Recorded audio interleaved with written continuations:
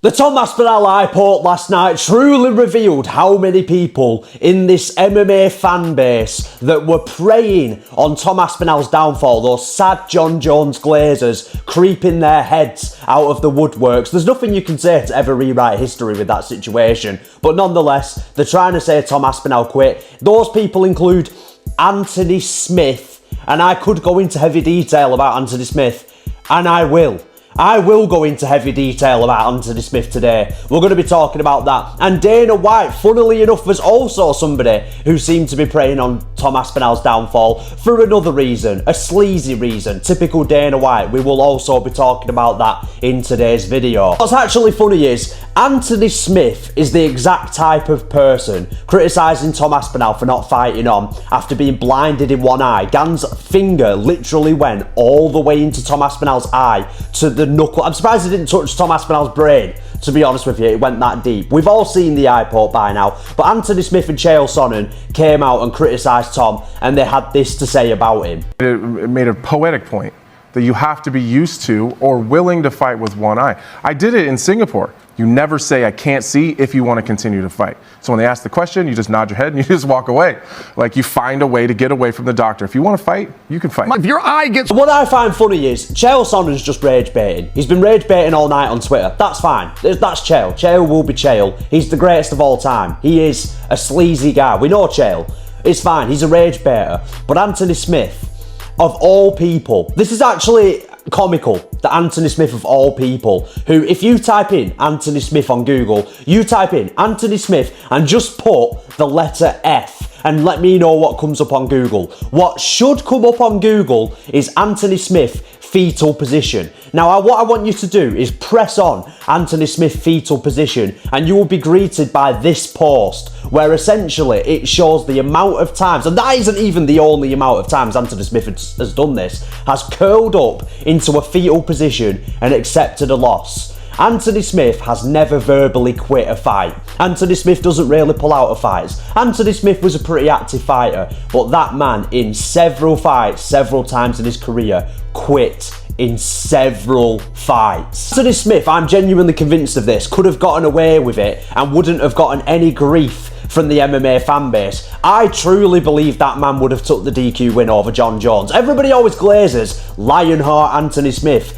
for continuing fighting after he took an illegal knee from Jon Jones, like he had an option. He wasn't KO'd from it. If Anthony Smith took that DQ win, do you know how ridiculed he would have been? It's not even worth being champion for that reason. That's the only reason that man did not take that DQ win. I hate when people overglaze that situation every single time it gets brought up. If Anthony Smith could have gotten away with that, he absolutely would have taken the way out. So comical. It's so comical that someone like Anthony Smith, who has literally accepted so many defeats during fights, has had so many strange performances in his career, has the audacity to question Tom Aspinall's heart and to question Tom Aspinall for not wanting to continue. That is just genuinely the most insane thing I've woke up to today. Chael's one thing, because Chael's rage baiting, but Anthony Smith, brother, be self-aware and read the room. Brings me to the reactionary fan section of this video too. Would you even be a Tom Aspinall hater? Like, you don't have to be a Tom Aspinall glazer, but why would you even be a Tom Aspinall hater, bro? The amount of people that have come out the woodworks, especially Jon Jones fans who, look, you can never understand why somebody would be a Jon Jones fan anyway, but Jon Jones fans have come out already creeping the little heads out the woodwork. Look what Jon would have done to Tom. You know what, to be fair to Jon, he probably would have done the same thing, actually. If not worse, he probably would have had the same outcome, to be fair to him, which would have been a moral victory in the eyes of the Jon Jones fans.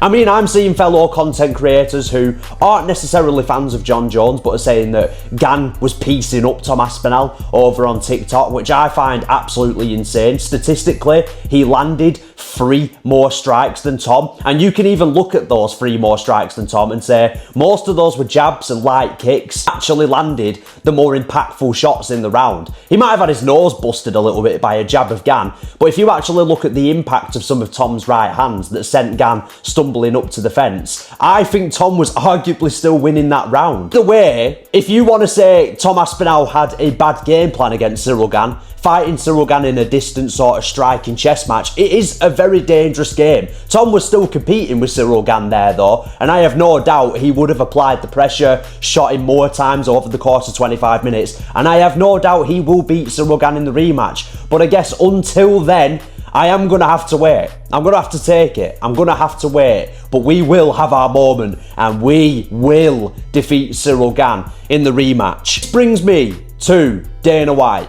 Dana White, you know, right, by the way, I don't want anybody to come in the comments and say that I'm overthinking this quote by Dana White. Nothing Dana White ever says is a coincidence and nothing he ever says is an accident. Dana White said this, and I quote, Ciryl Gane bloodied Tom up and Tom didn't want to continue the fight. Now, those are very, very choice words from Dana White. He didn't say Tom couldn't continue the fight.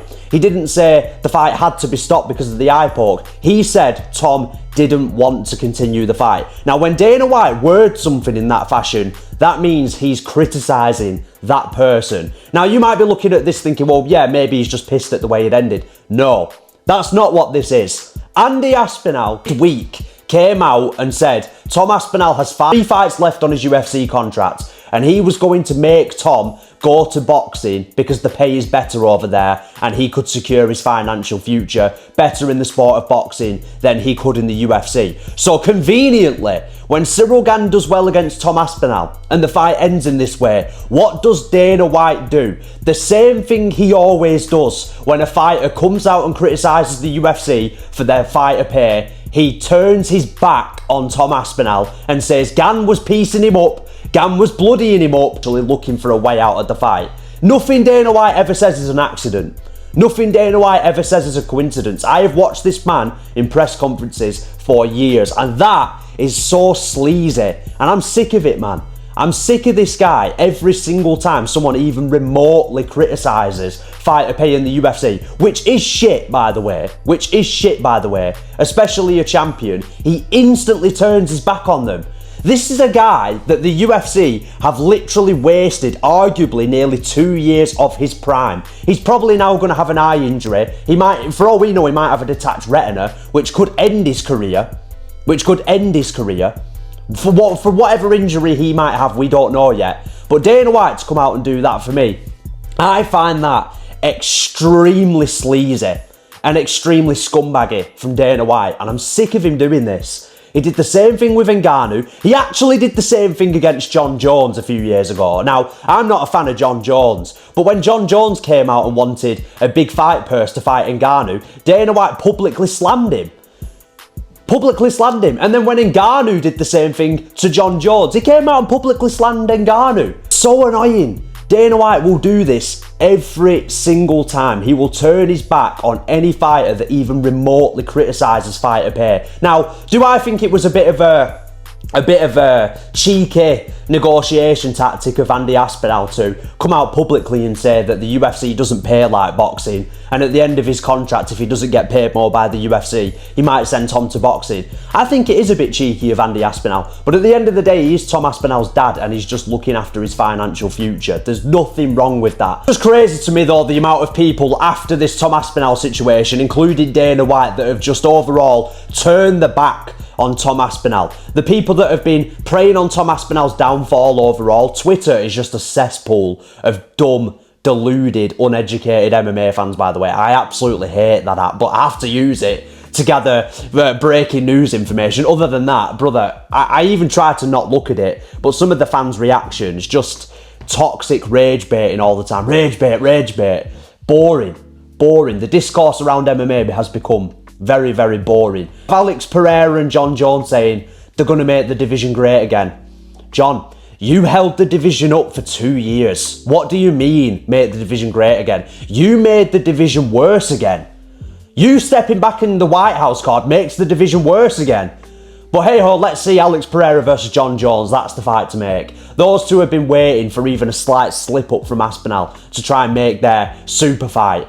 Alex Pereira doesn't even want to try and become a triple champion because he would have to fight Tom Aspinall. I mean, let's call a spade here. Absolutely insane work from Alex Pereira. Absolutely insane work from Jon Jones. But at the end of the day, any slight difficulty in a fight, especially involving an eye poke, Jon Jones was always going to come out of the woodwork and do this. Shows how good Tom Aspinall is, to be fair, like I said on TikTok, because at the end of the day, him having a busted nose and eating a few jabs off Ciryl Gane gets everybody hyped into thinking Gane was going to beat him. That's how much people prey on Tom Aspinall's downfall. A good stand-up fucking guy, by the way. Doesn't make any sense to me whatsoever. Doesn't make any sense to me whatsoever. But nonetheless, I'm going to wait. We are going to wait. We will beat Ciryl Gane in the rematch. And Jon Jones and Alex Pereira can have some of that, as far as I'm concerned. Unless Alex Pereira does end up fighting Tom Aspinall, because I do like Alex. But I don't like how Alex has been around the Jones and Tom Aspinall situation.